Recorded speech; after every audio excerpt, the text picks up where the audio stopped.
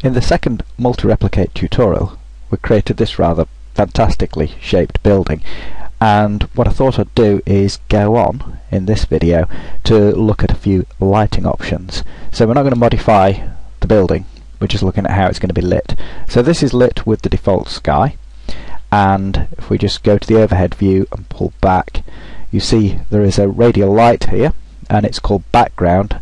And if we edit it, it'll remind you that it's TA optimized. The use gel includes itself, and the procedural material is set to the default grey. The idea behind this is that we are lighting it from the inside and it alone, so it's the only thing being included in the influence control by this HDRI. The quality only needs to be 16, because what's happening is direct light is coming out from the world centre, striking what is in the render an invisible surface, and this surface is lit by the HDRI, and the colour of the HDRI and the intensity of the HDRI lighting this invisible surface that is then seen by the light gathering method of the transience mode, and that provides light in to light the object, which in this case is this building. So that what we'll do is load in one of Horrow's HDRIs and see about setting the scene up for that, at least to begin with anyway.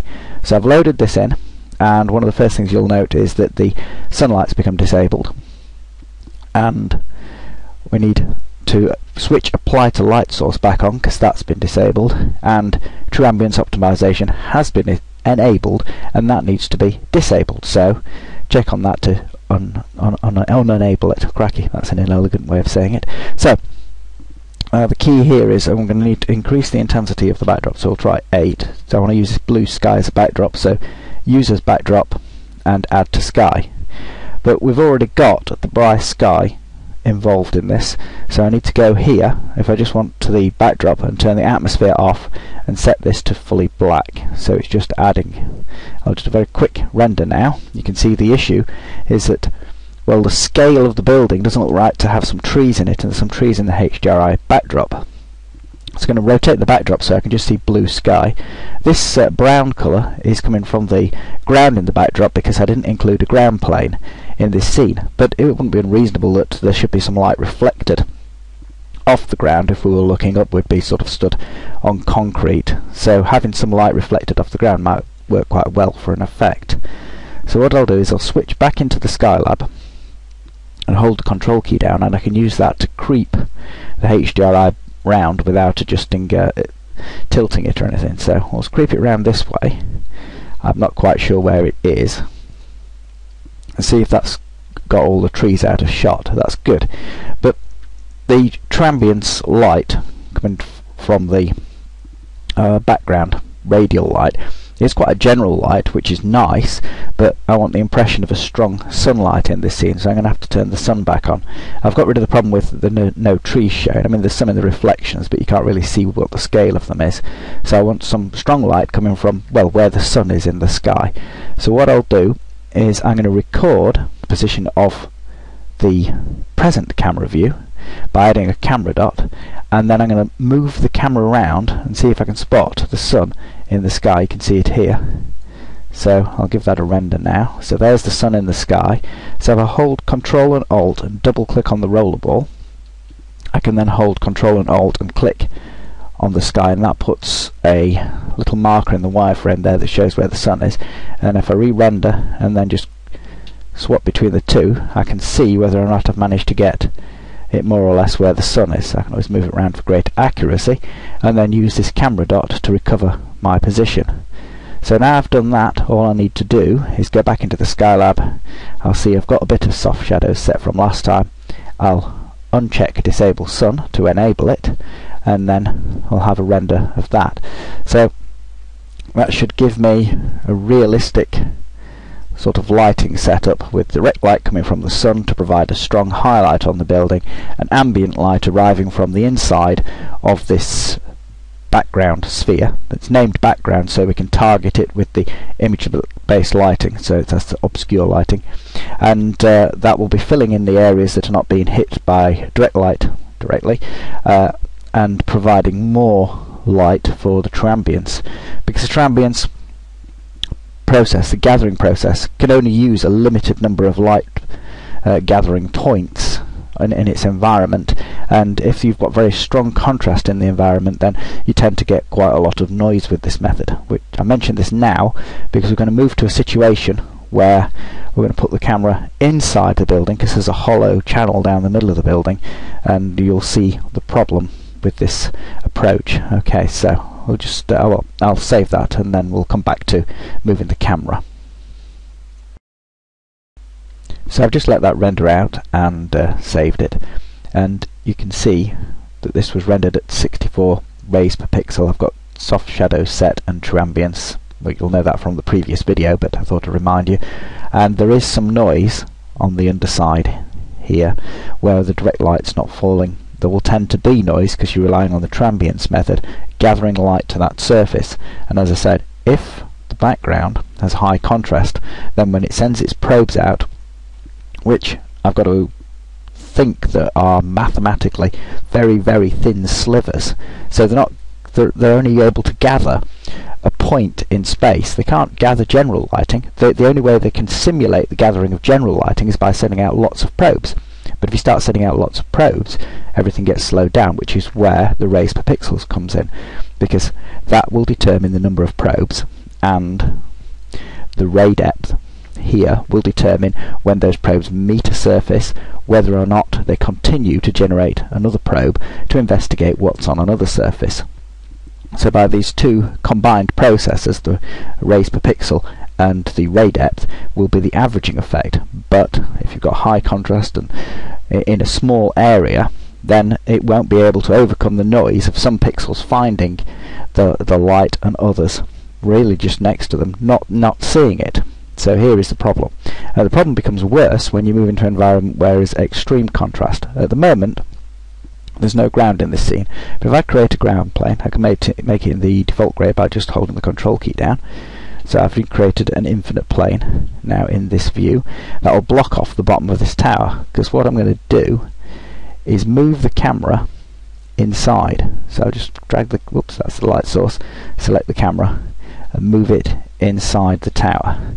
So now if I tilt it back, I'm looking up inside the tower, and I just need to make sure that I'm above the ground. So let's see what we've got in this render now. So you can see it's very dark. There's not much light getting in here. There's probably a bit through one of the windows at the side, but I can just lift my camera up to eliminate that. Make sure we're just looking down the tunnel that's been created here. Lighting this is a problem, because if we get some sunlight coming in and lighting one of these bits at the top edge, for example, that is such a small target that these surfaces inside this tunnel are unlikely to see it, so you will generally get hardly any light. And whenever one of these pixels, or a ray from one of these pixels, does strike that, it will return a very bright value. And if we try to compensate for the lack of light in here by increasing the intensity of the sun, making it very intense, we'll tend to have the result of just creating more noise, because on the whole these surfaces are only going to see darkly lit surfaces. The solution to this, I suppose, is to cheat. I have the sphere on the outside here that is this radial light. Well, one of the strange properties of light from inside is it also lights the outside of these radial lights when the mode is set to its default state, which is the first one when you set light from inside, which is none. If you use linear and squared, the operation is slightly different. I'm not going to go into that now, but in this case we can take advantage of this strange behaviour by shrinking the light source down so that it's going to fit inside the building. So I'm just going to move it so it's central, because if it strikes the walls you'll see where the edges of the light source are as a physical object, and then lengthening it so that it's not quite that long probably, so it fits inside. And because the surface of this will be responding to the light probe that has been set up to target it, you can actually get it to light the interior in a sort of vaguely realistic way. I know it's not ideal, but it's better than the position we were in before.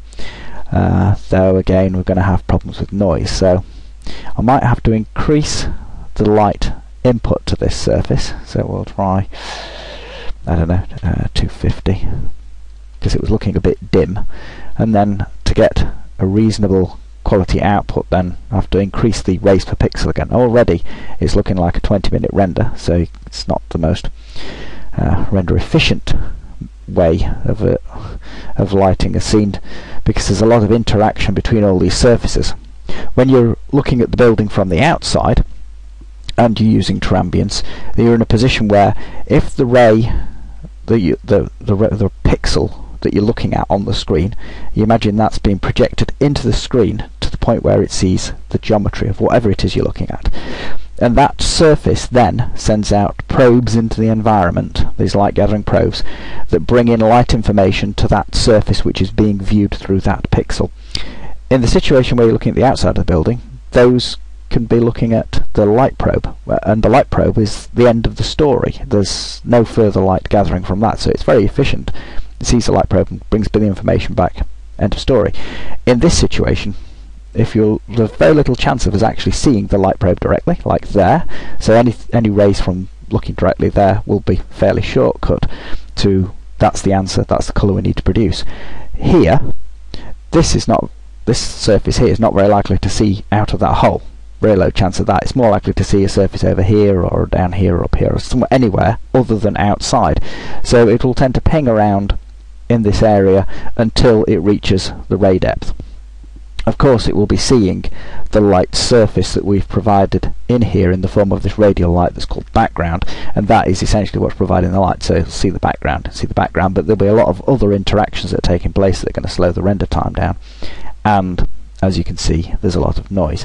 So to have a high quality output for the final render, and as with the other one, it would be better to re-render those images at 256 rays per pixel, and if I do that, I'll just set the render options up here, you'll have some idea of how long it's going to take to render. Probably a fair while. If it was at 64, then at 128 would be a doubling, and then it would be a doubling again, so 20 minutes, 40 minutes, so 80 minutes, what's that, 1 hour 20, it's going to be something like that. Let's have a see. Worse or better? Huh, pretty close. Okay, so that's the end of the tutorial really.